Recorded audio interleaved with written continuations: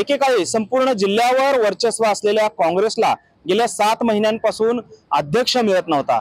मात्र अखेर काल अक्कलकोटचे असलेले मूळचे काँग्रेसचे असलेले सातलिंग शेटगार यांच्या गळ्यात अध्यक्षपदाची माळ जी आहे ते पडल्याचं पाहायला मिळालं। खरं तर सातलिंग शेटगार हे व्यवसायाने निवृत्त शिक्षक आहेत, मात्र गेल्या 2 पिढ्यांपासून काँग्रेसचे निष्ठावंत कार्यकर्ते आणि काँग्रेसचे निष्ठावंत कुटुंब म्हणून सातलिंग शेटगार यांची ओळख देखील आहे। मात्र असं असलं तरी दुसरीकडे मात्र धवलसिंह मोहिते पाटलांनी राजीनामा दिल्यानंतर मोठ्या प्रमाणात काँग्रेसमध्ये अध्यक्षपदासाठी लॉबिंग सुरू होतं। खरं तर गेल्या 7 महिन्यांमध्ये अध्यक्षपदावरती एकमत होत नसल्यामुळे ही निवड ढकलल्याचं देखील माहिती समोर येते। मात्र अखेरीस काल राज्यातील 13 जिल्हाध्यक्षांच्या ज्या निवडी आहेत त्या जाहीर झाल्या, त्यामध्ये सोलापूर जिल्हाध्यक्ष पदाची देखील निवड करण्यात आलेली आहे। खरं तर काँग्रेसची सूत्र जे आहेत ती खासदार प्रणिती शिंदे यांच्याकडे गेल्यानंतर काँग्रेसने आपलं कामाची पद्धती जी आहे ती बदलल्याचं देखील पाहायला मिळत आहे। खरं तर सर्वसाधारणपणे काँग्रेसचा एक नियम असा होता की जो अलिखित स्वरूपाचा होता, ग्रामीण भागामध्ये मराठा समाजाला संधी देणं, तर शहरामध्ये या ठिकाणी लिंगायत समाजाला संधी दिल्याचा आतापर्यंतचा इतिहास पाहायला मिळतोय।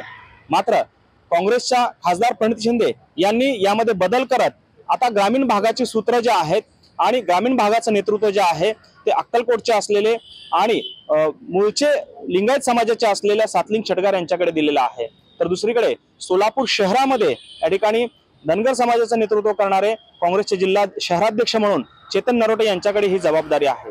त्यामुळे एकंदरीतच शहरात लिंगायत आणि ग्रामीण भागात मराठा हे काँग्रेसचं समीकरण जे आहे ते आता बदललेलं पाहायला मिळत आहे। खरं तर गेल्या काही दिवसांपासून ग्रामीण भागामधून मोठ्या प्रमाणात जिल्हाध्यक्ष पदासाठी लॉबिंग होत होती। खरं तर 4 दिवसांपूर्वी झालेल्या बैठकीत देखील यावरूनच मोठा राडा देखील पाहायला मिळाला। मात्र असं असलं तरी काँग्रेसच्या खासदार प्रणिती शिंदे यांनी आपली रणनीती बदलत आणि आगामी स्थानिक स्वराज्य संस्थांच्या निवडणुका डोळ्यासमोर ठेवत आपल्या जिल्हाध्यक्ष पदामध्ये बदल केल्याचं देखील पाहायला मिळत आहे। सातलिंग शेटगार हे खरं तर निवृत्त शिक्षक आहेत आणि गेल्या 2 पिढ्यांपासून ते काँग्रेसशी एकनिष्ठ असल्याचं देखील पाहायला मिळत आहे। तर दुसरीकडे अक्कलकोटचे मूळचे असलेले सातलिंग शेटगार या ठिकाणी खरं तर सिद्धाराम म्हेत्रे हे माजी मंत्री माजी आमदार देखील राहिलेले आहेत। मात्र काही दिवसांपूर्वीच त्यांनी शिवसेना शिंदे गटामध्ये प्रवेश केल्यामुळे अक्कलकोटवरची जी पकड आहे ती सुटू नये हा देखील प्रयत्न या निवडीमधून असल्याचं पाहायला मिळत आहे।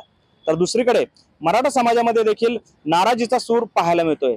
मात्र असं असलं तरी नंदकुमार पवार यांच्या माध्यमातून कार्याध्यक्ष पद जे आहे ते मराठा समाजाकडे घेण्याचं देखील एकंदरीत चित्र पाहायला मिळत आहे। त्यामुळे आगामी स्थानिक स्वराज्य संस्थांच्या निवडणुकांच्या पार्श्वभूमीवरती खरं तर सातलिंग शेटगार यांच्यासमोर मोठं आव्हान असणार आहे। कारण अंतर्गत पोखरलेल्या आणि राजकारणाने एकंदरीतच गटातटाचं विभागणी झालेल्या या काँग्रेसमध्ये स्थानिक स्वराज्य संस्थांमध्ये काँग्रेसला कशा पद्धतीचं यश मिळवून देत आहेत हे पाहणं देखील महत्त्वाचं ठरणार आहे।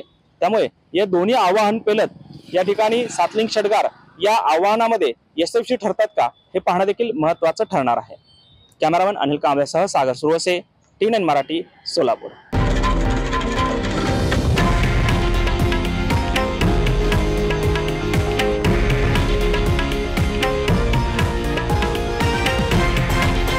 हे आहे देशातील नंबर 1 न्यूज नेटवर्क आणि आपण पाहत आहात TV9 मराठी, एकमेव।